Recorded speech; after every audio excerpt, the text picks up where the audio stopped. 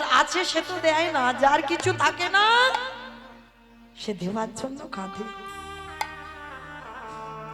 বাচ্চাটাকে মানুষ করতে থাকে, দেখতে দেখতে ছেলেটার বয়স দাঁড়ালো 5 বছর। আর ওই 5 বছরের ছেলের কোনো কিছু খেলনা নেই মা। ওই 5 বছরের ছেলের একটাই খেলা, রাধা কৃষ্ণ সে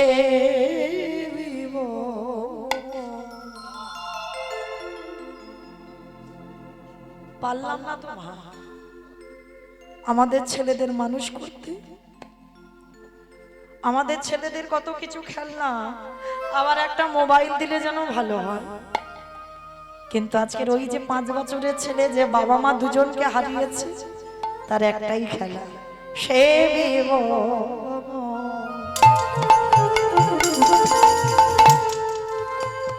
জীবনে মা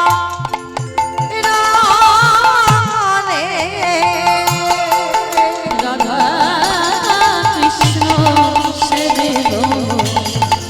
জীবনে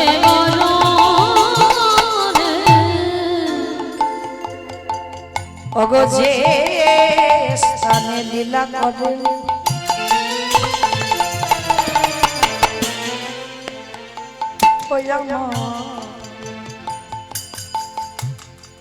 যুগল কিশোর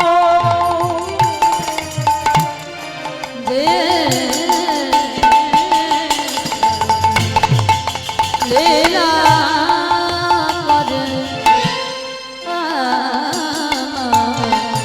যুগল সখীর সঙ্গিনী হইয়া, সখীর সঙ্গিনী হইয়া তাহের গো রাধা কৃষ্ণ সেবে জীবনে মরণে রাধা কৃষ্ণ সেবে জীবনে মরণে। আজ বৃন্দাবনে নিত্য নিত্য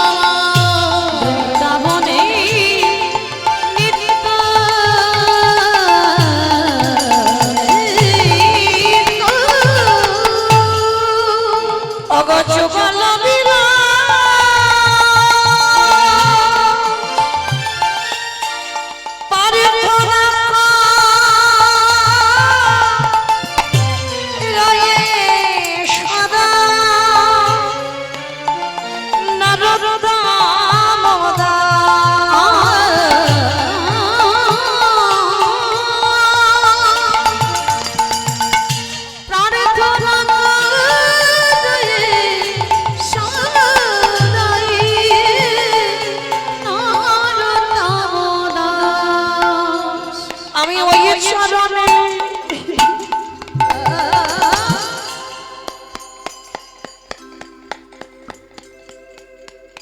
সবে সবে আমার দেহ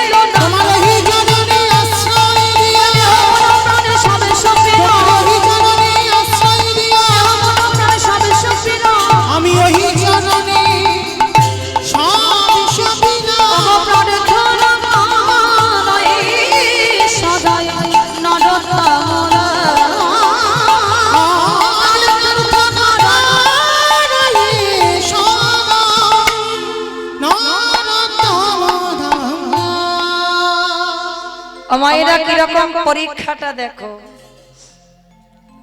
ছেলেটা তো বাবা মাটাকে কেড়ে নিল, 5 বছর বয়স হলো, বুড়ি মা মানুষ করলো। 3 দিনের জ্বরে বুড়ি মার মৃত্যু হয়ে গেল। যেই না লোকের বাড়ি খাওয়ার জন্য গেছে, ছোট্ট ছেলেটা সবাই মিলে দূর দূর করে তাড়িয়ে দিচ্ছে। এই বাবা মার প্রাণটা খেয়েছিস, যে বুড়ি মা মানুষ করলো তারও তুই খেলি, আবার আমাদের বাড়ি তো খেতে এসেছিস, কেউ খেতে দেব না। দূর দূর করে তাড়িয়ে দেয়। একটা গাছতলায় বসে বসে কাঁদছে। দয়াময়, আমি বুঝতে পারিনি গো, তোমায় যারা ভালোবাসে, তোমায় যারা ভক্তি করে, তোমায় যারা সেবা করে, তাদের এমনি ঘুরে কাঁদতে হয়। দয়া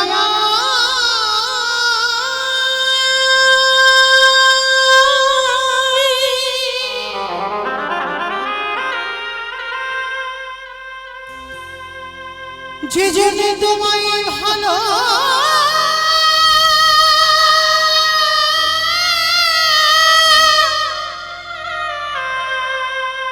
তোমায় ভালো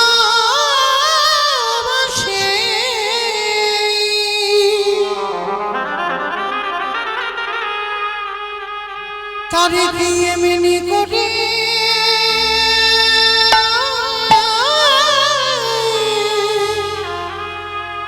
কাঁধে দিয়ে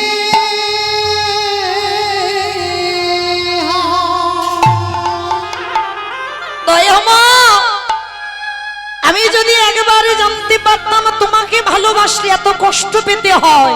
নিঠুর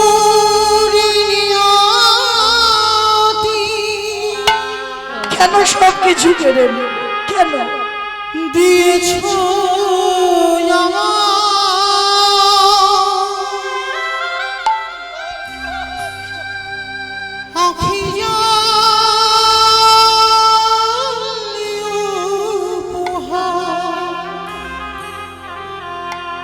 চিরদিন শুধু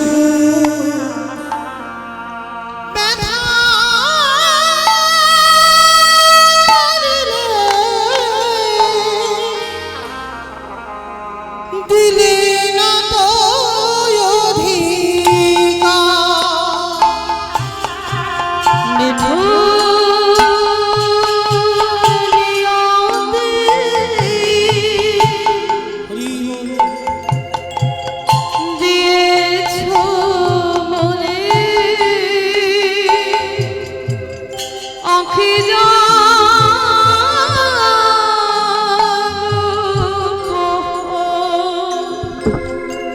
চিরদিন শুধু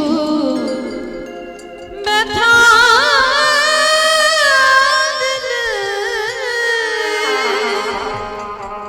দিলে না নিঠুর নিয়তি দিয়েছ আখি জানি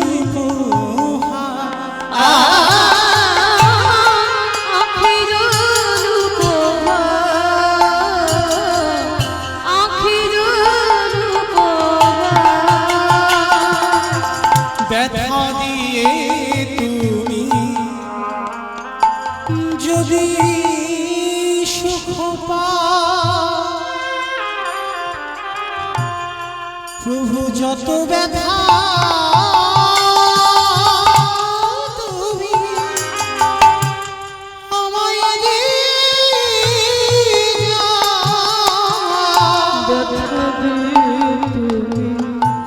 যত সুখ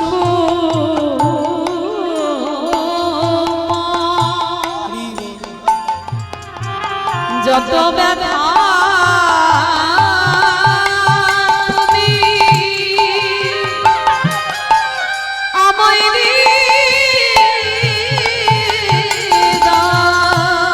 নিঠুরে নিয়তি দিয়েছ আমার আখি জানো উপহার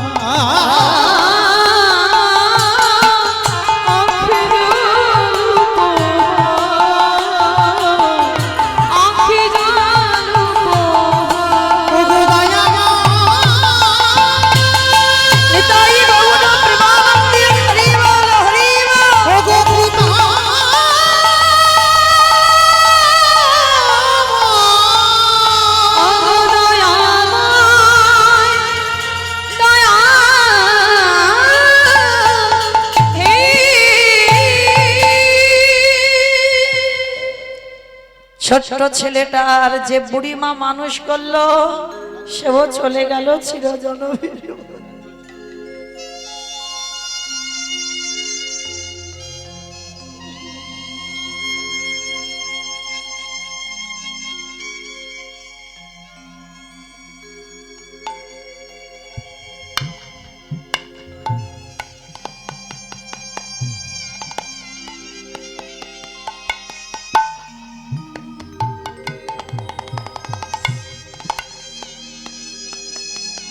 গাছের তলায় বসে বসে কাঁদি আর বলি, কৃষ্ণ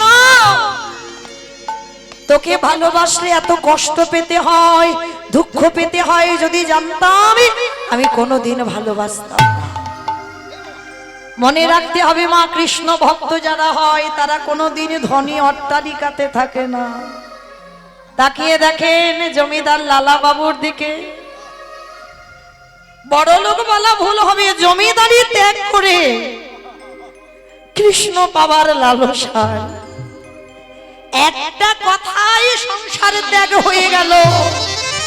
বাবুজি বেলা যে যা বাসনায় আগুন দেবে না বাবুজি। বাবুজি গো নিতাই গৌর হরি বল।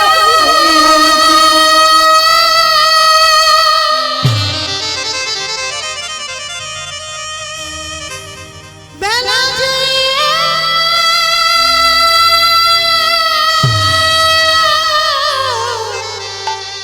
চলে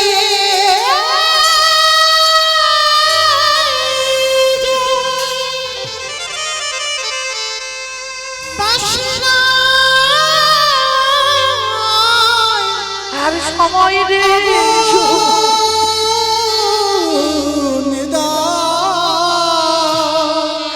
সময় রে। বেলা যে চলে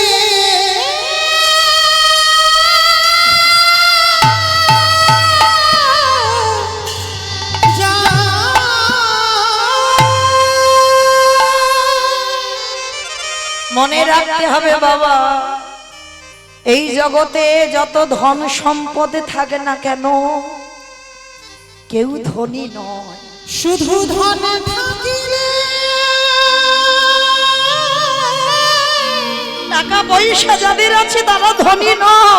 হয় না ধনী। কৃষ্ণ ধান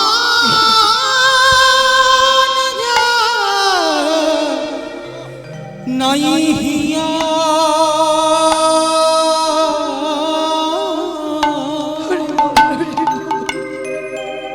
ও গো কেবা ধনী কেবা গরিব বুঝাবার দায়ী। শুধু ধন থাকিলে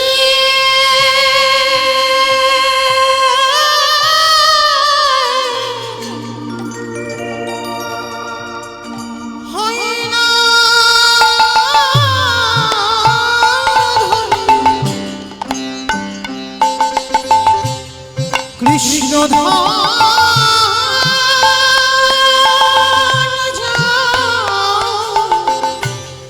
নাই হিয়া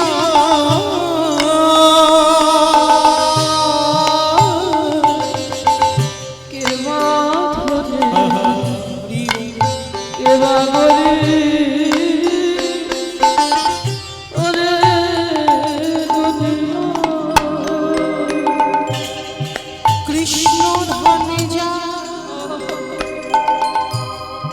ধন হৃদয়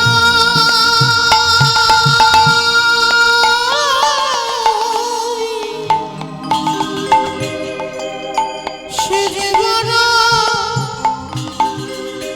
ধনী বলে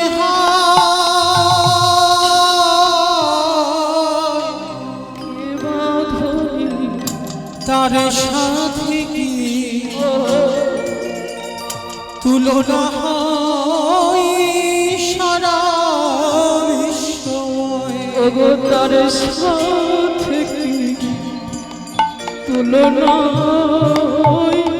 সারা বিশ্ব সে যে প্রেমানন্দে নিতাই গৌর প্রেমানন্দে হরি বল হরি বল।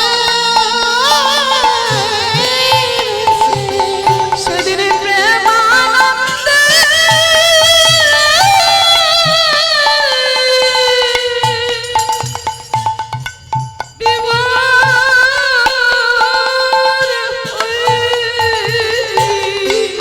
ও সে মহানন্দে ঢেউ খেলা কে বাঁধি কে বাগরি বোঝা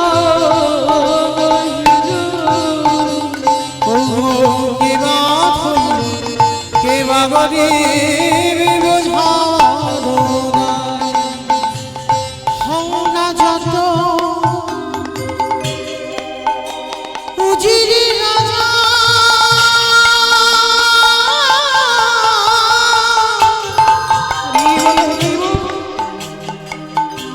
ও তোর শ্মশানে ঘাটে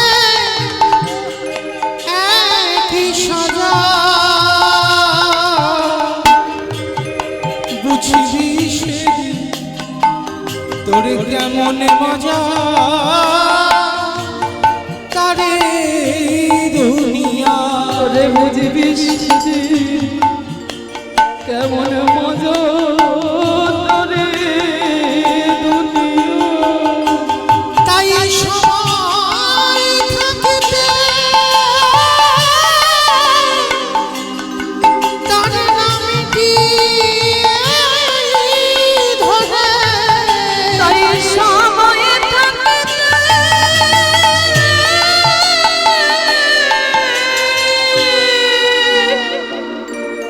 তার নামটি ধরে একেবারে প্রেমানন্দে ভেসে বেড়া কে বা ধনী কে বা গরিব বোঝা ওগো কে বাঁধবি কে ওরে বাঁধবি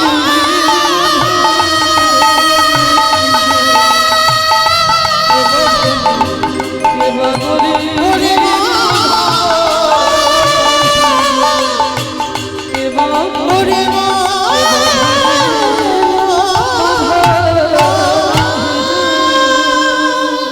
সেই জমিদার লালা সব ছেড়ে কৃষ্ণ পাবার লালসায় ছুটে গেল। রঘুনাথ দাস গোস্বামী আদি সপ্তগ্রামে জমিদারি ত্যাগ করে রাধা কুণ্ডে ছুটে চলল কৃষ্ণ পাবার লালসায়।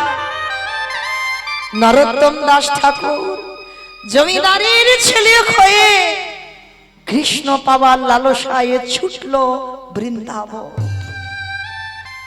তাহলে কতটুকু ধনী, কতটুকু জমিদার, কতটুকু বড় লোক আমরা? ধনী তো সেই জন যার হৃদয়ে কৃষ্ণ প্রেম সম্পদ অর্জন আছে। নিতাই গৌর হরি বল। আর কৃষ্ণ পেতে গেলে আগে কাঁদতে শিখতে হবে। যত বেশি কাঁদতে পারবি তত কৃপা তাড়াতাড়ি হবে। কতটুকু তুলসী তলায় চোখের জল দিয়েছো কৃষ্ণ পাবে, কতটুকু কৃষ্ণ বলে কেঁদেছো কৃষ্ণ পাবে। আজকের সেই ছোট্ট ছেলেটা গাছতলায় কাঁদছে, বাবা মার মৃত্যু হলো, যে বুড়ি মা মানুষ করলো সেও চলে গেল, অনাথ হয়ে গেল। গ্রামের লোকজনে বলছে ওকে কেউ বাড়িতে ঢুকতে দিবি না, ও যার বাড়িতে যাবে তার বাড়ি ধ্বংস করে দেবে। গাছের তলায় বসে বসে কাঁদছে। গ্রামের লোকেরা সবাই মিলে দূর দূর করে তাড়িয়ে দিচ্ছে, বের হয়ে যা। বাবা মাকে খেয়েছিস, যে বুড়িমা মানুষ করলো তাকেও তুই খেলি, কেউ খেতে দেব না তোরে। 3 দিন হয়ে গেল উপবাস। ভগবান বলেছেন ভক্ত আমার মাতা পিতা, ভক্ত আমার গুরু, ভক্ত আমার রেখেছে নাম, বাঞ্ছা কল্প ও যে ভক্তে নিতাই গৌর হরি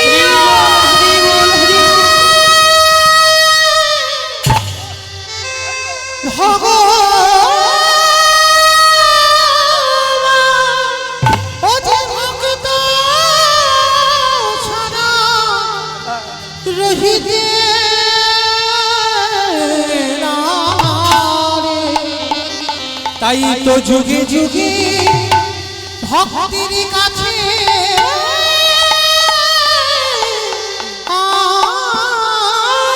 আসি। ভক্ত যেদিন সেবা দেয় সেদিন সেবা পায়, ভক্ত যেদিন না দেয় সেবা উপবাসী যায়। আজকের ছেলেটা 3 দিন খাইনি, আমার ভগবানেরও 3 দিন খাওয়া হয়। দেয় বলে তো খাওয়া হয়, আর না দিলে খাবে কি? দিচ্ছে না, খাওয়া হচ্ছে না। ভগবান একটা বৈষ্ণব সেজে লাঠি ঠুকতে ঠুকতে এসেছে, এই ছেলে দুটো খেতে দিবি?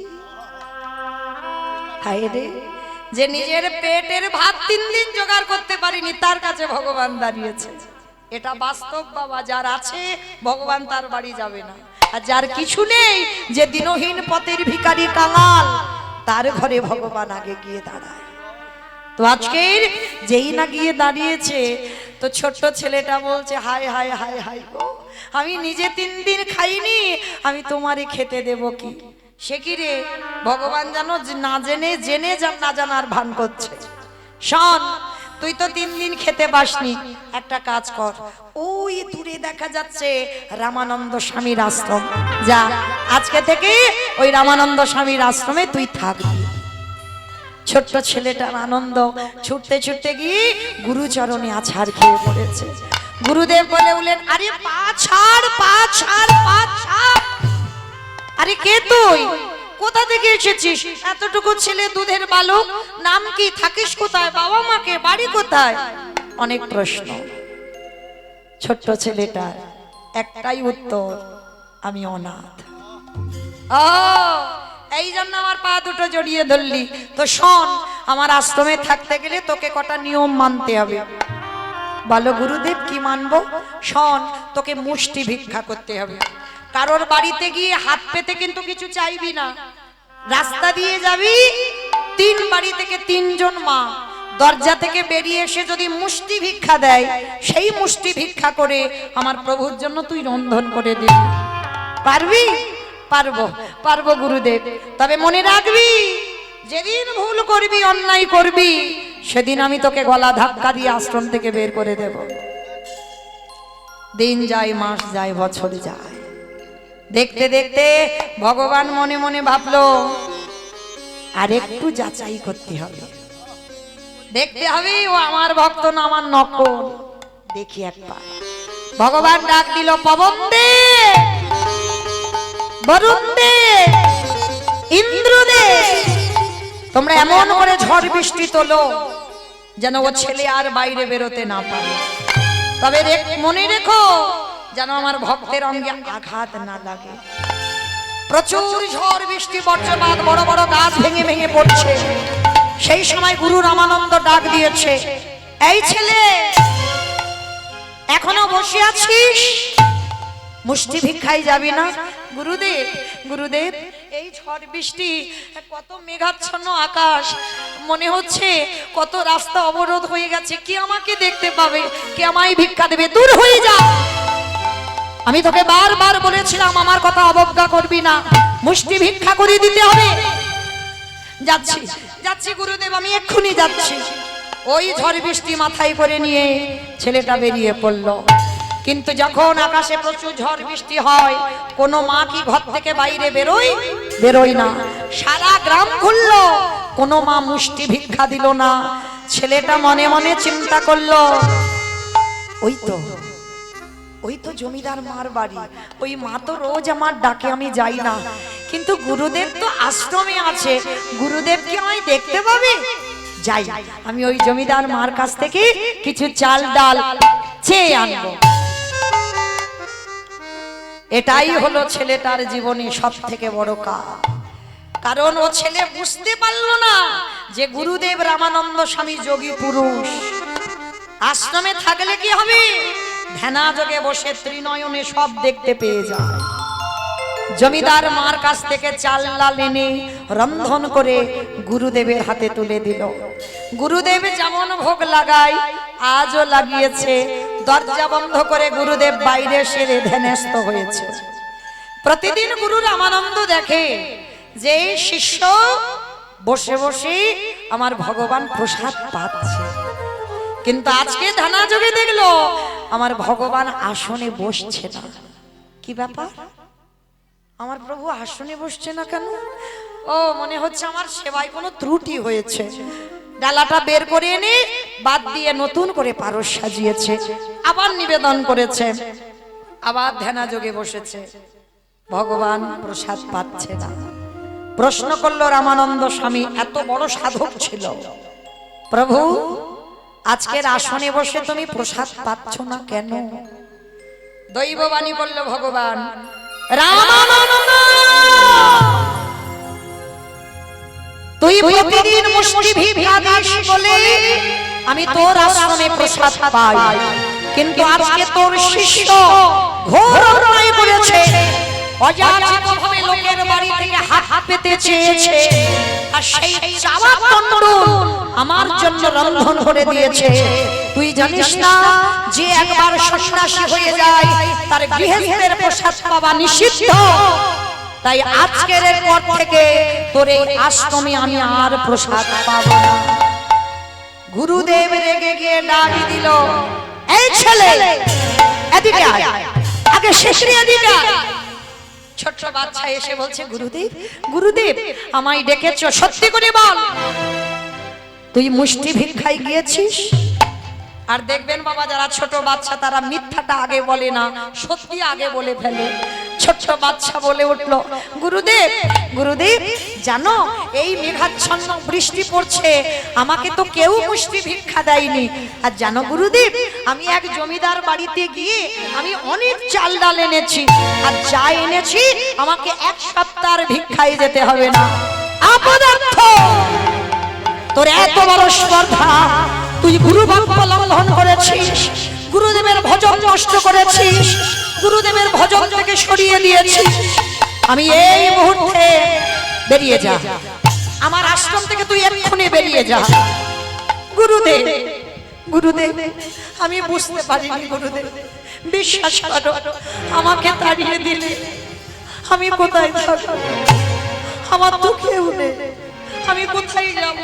কি আমায় দুটো খেতে দেবে? বেরিয়ে যা, যেদিকে দু চোখ চাই সেই দিকে চলে যাবি। পা ছেড়ে দে, পা ছেড়ে দে, পা ছেড়ে দে। মারল এক পায়ের লাথি, এত জোরে লাথি মেরেছে মা, ছেলেটার পিঠে খড়মের চিহ্ন পড়ে গেছে। ভালো করে অনুভব করবেন মা, কত জোরে লাথি মারলে তবে একটা বাচ্চার পিঠে খড়মের চিহ্ন পড়ে? তবু পা ছাড়ছে না। গুরুদেব আমাকে মারো, আমাকে মেরে মেরে ফেলে দাও, কিন্তু গুরুদেব তুমি যদি তাড়িয়ে দাও আমি কোথায় যাব? আমি কার কাছে যাব, কার কাছে থাকবো? তুমি বলে দাও। তবে রে পা ছেড়ে দিতে বলছি, লাথি মারলাম তবু যাবি না? বেশ, তবে শোন ছেলে, গুরু বাক্য অমান্য করার অপরাধে, আমার কৃষ্ণ ভজন নষ্ট করে দেওয়ার অপরাধে, আমার ভজন নষ্ট করে দেওয়ার অপরাধে আমি তোকে অভিশাপ দিলাম। এই মুহূর্তে তোকে অভিশাপ দিলাম, এর পরের জন্মে তোরে যেতে হবে একটা মুচির ঘরে। শুধু মুচির ঘরে নয়, অভিশাপ দিলাম এই মুহূর্তে তোর জন্ম হয়ে যাচ্ছে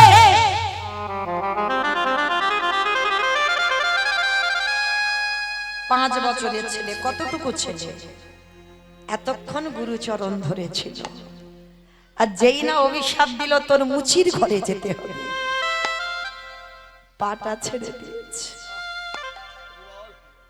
ওগো দয়াল গুরুদেব, আমার উৎস কুলে জন্ম দাবার নিজ কুলে জন্ম দাও, আমার যে কুলে জন্ম দাও না কেন, আমি রাম জানি না, নারায়ণ জানি না, কৃষ্ণ জানি না। হে দয়াল গুরুদেব, আমি মুচি কুলে যাব বটে গুরুদেব, আমি যেন গুরু চরণ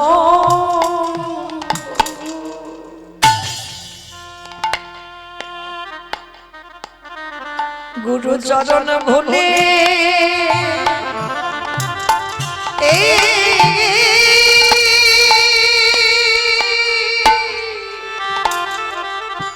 ভুলে না আমার যে ভুলে জানা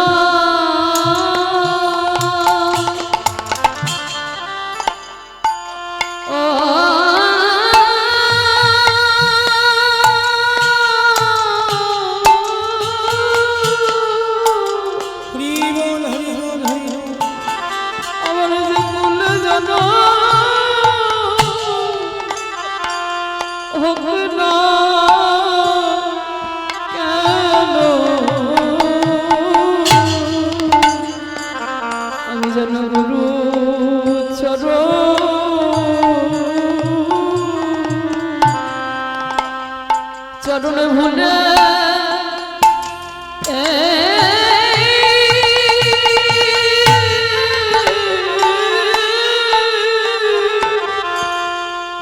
ভুলে ওগো দয়াল গুরু,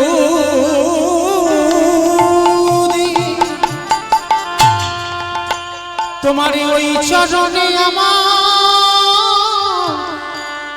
এই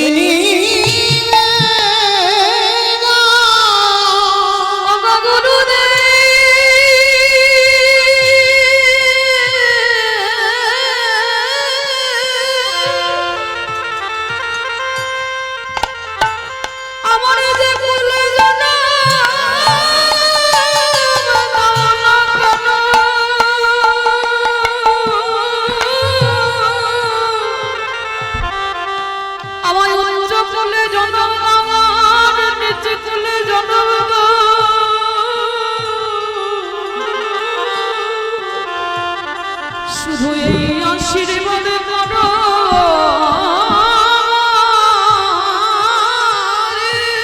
দয়াল গুরুদেব,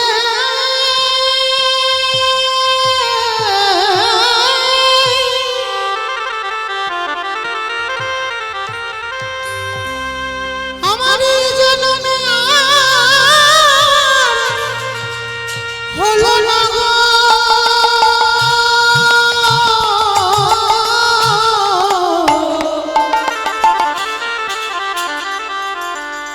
পর জন্মে বলে যদি কিছু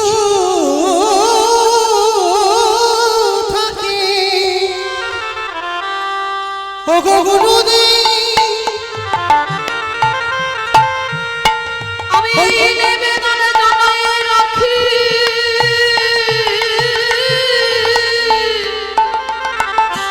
আমার জন্মে তোমার চরণ পাওয়া হলো না গো, পর জন্মে যেন তোমার চরণে ভুলি না ওগো গুরুদেব,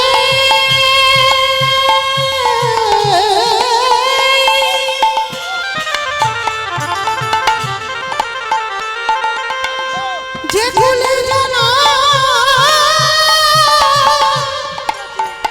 আমায় যাও না কেন,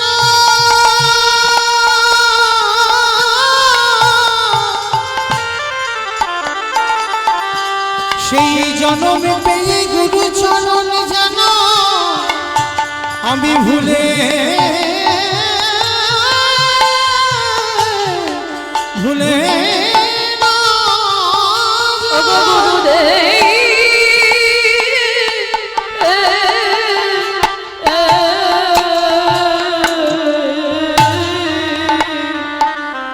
তোমার চরণে ছাড়া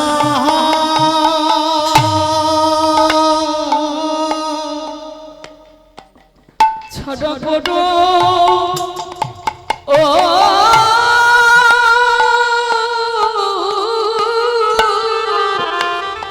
করোনা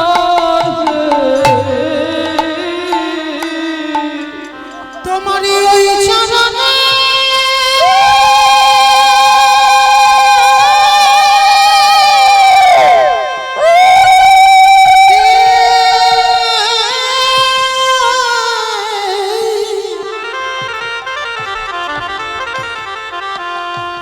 তোমারই ওই চরণে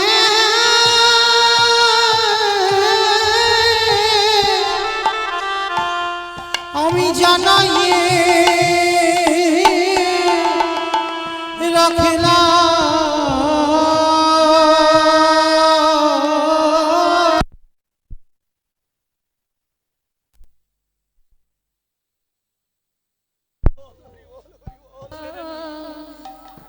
ছড়া পড়ো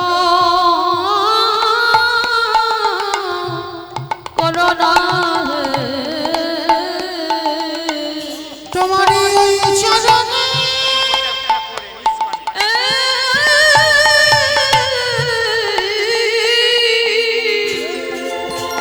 আমার ওই চরণে আমি জনয়ে রাখলাম ওগো দয়াল গুরুদেব আমি নিজে কুলে মুচি কুলে যাব মাটি যাব মাটি তব চরণে আমি জানাই রাখলাম আমি ওই নিজে কুলে গিয়ে গো গুরুদেব আমি যেন তোমার চরণ ভুলে না যাই গুরুদেব শুনে বলল খোকারে আমি লাঠি মারলাম আমি অভিশাপ দিলাম তবু তুই আমার চরণ ছাড়িলি না রে আমি তোর আশীর্বাদ দিলাম তুই কৃষ্ণ ভজনে অধিকার পাবি আমি এই আশীর্বাদ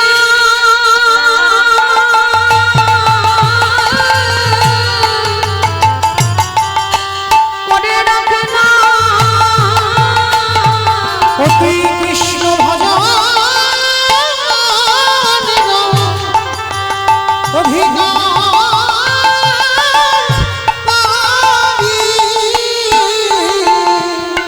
ছোট ছেলেটা মনে মনে ভাবলেন গুরুদেব সেই যখন আমার মুচিকুলে যেতে হবে আর তো আমি এখানে থাকবো না ছেলেটা যেই না ওই বারাণসী নদীর জলে ডুব দিতে গেল পা পিছলে ছেলেটা বারাণসী নদীর জলে মৃত্যু হয়ে গেল কারণ গুরু রামানন্দ স্বামী অভিশাপ দিয়ে রেখেছে আজকের দিনেই তোর মৃত্যু হবে আর মৃত্যু যদি কপালে থাকে মা ও যত ঘরের মধ্যে বন্দি থাকো না কেন তোমার মৃত্যু কেউ রোধ করতে পারবে না ও মৃত্যু অনিবার্য আসবে ও তুমি যত আগলে বসে থাকো না কেন মৃত্যু হবেই হবে ওই জন্য বাবা শাস্ত্র বলছে কে যে কিভাবে মরবে সেটা কেউ জানে না কেউ বলতে পারবে না কে কিভাবে মরবে কেউ খেয়ে মরে কেউ খাইয়ে মরে কেউ নিয়ে মরে কেউ দিয়ে মরে কেউ দেখে মরে কেউ শুনে মরে কেউ বলে মরে কেউ ভালোবেসে মরে ভালো করে শুনবেন মা একটা কথা গ্রন্থের বাইরে যাবে না সব গ্রন্থের ভিতরে আছে যদি কারো জানা থাকে প্রশ্নের উত্তর দেবেন কেমন আচ্ছা বলো তো খেয়ে মরেছিল কে বকাসুর বাহ মানে আমার কীর্তন শুনে বকাসুর খেয়ে মরেছিল বকাসুর কৃষ্ণ কষতে গেল আর এমন করে বকাসুর দিলে খেতে গেল বকাসুর হরিবোল হলো তাহলে খেয়ে মৃত্যু হলো আর পরেরটা সবাই পারবে খাইয়ে মরেছিল কে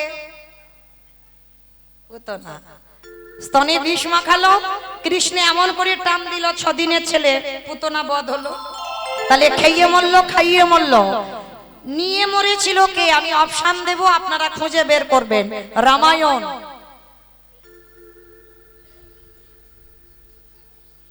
ভুলে গেছো বলো বলো, আমি অপশন দিয়েছি রামায়ণ, নিয়ে মরেছিল। ভাবতে হবে, শুধু আমি একা ভাববো? রাবণ নিয়ে মরেনি? 1 লক্ষ ছেলে আর 1.25 লক্ষ নাতি, বংশে বাতি দেবার মতো কেউ ছিল না, তাহলে নিয়েই তো মরল। তাহলে খেয়ে মরল, খাইয়ে মরল, নিয়ে মরল, দিয়ে মরেছিল কে? অপশন মহাভারত।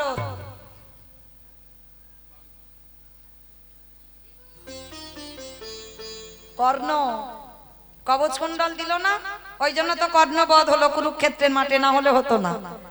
তাহলে দিয়ে মরল, তাহলে খেয়ে মরল, খাইয়ে মরল, নিয়ে মরল, দিয়ে মরল, শুনে মরেছিল কে? মহাভারত।